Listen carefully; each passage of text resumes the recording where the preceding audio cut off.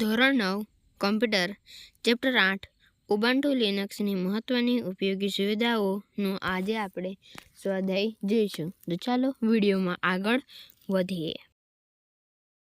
1.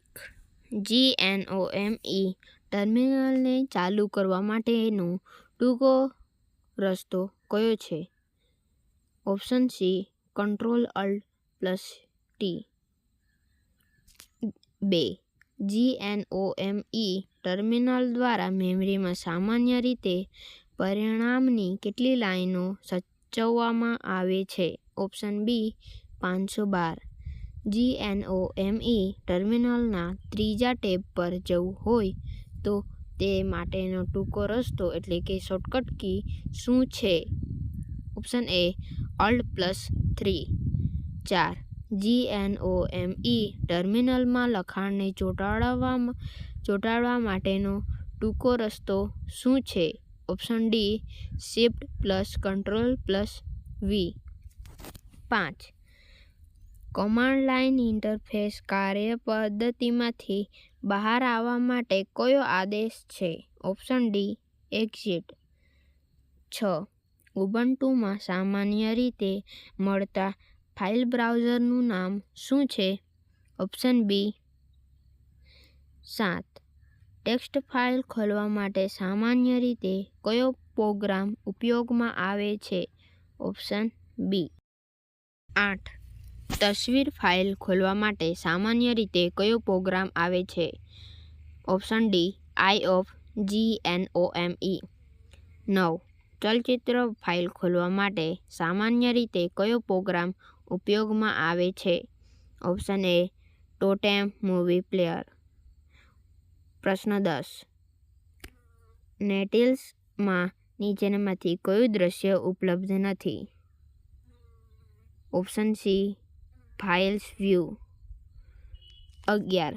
નોટલિસ્ટમાં નીચેનામાંથી કયું દૃશ્ય આપણને ઊભી હરોળના શીર્ષક પર ક્લિક કરીને ફાઇલોને ગોઠવવાની છૂટ આપે છે? Option B list view. પ્રશ્ન 12. નોટલિસ્ટના કયા દૃશ્યમાં ફોલ્ડરના નામની આગળ પ્લસ કે માઇનસ ચિહ્ન દર્શાવાય છે? Option D list view. પ્રશ્ન 13. ઓબ્જેક્ટની નકલ કામચલાઉ રીતે ક્યાં સાચવવામાં આવે છે? Option D the clipboard. 14. ઓબ્જેક્ટની નવી નકલ બનાવવા કઈ પ્રક્રિયા કરવી પડે છે? Option A copy and paste. 15.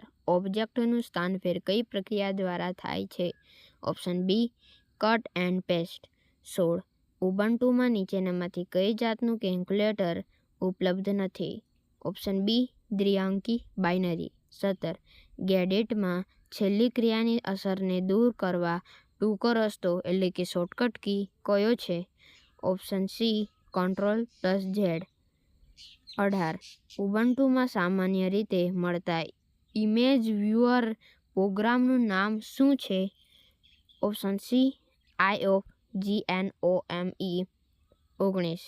ઉબુન્ટુમાં સામાન્ય રીતે મળતા મ્યુઝિક પ્લેયર પ્રોગ્રામનું નામ શું છે? ઓપ્શન એ 20. GIMPનું પૂરું નામ શું છે?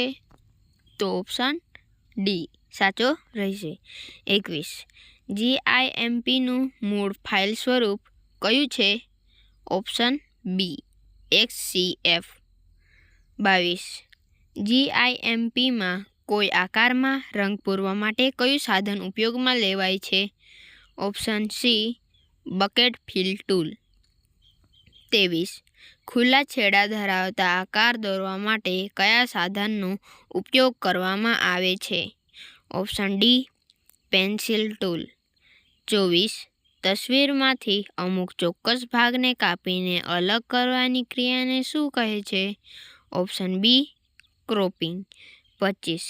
તસવીરને મોટી કે નાની કરવાની ક્રિયાને શું કહે છે? Option C scaling.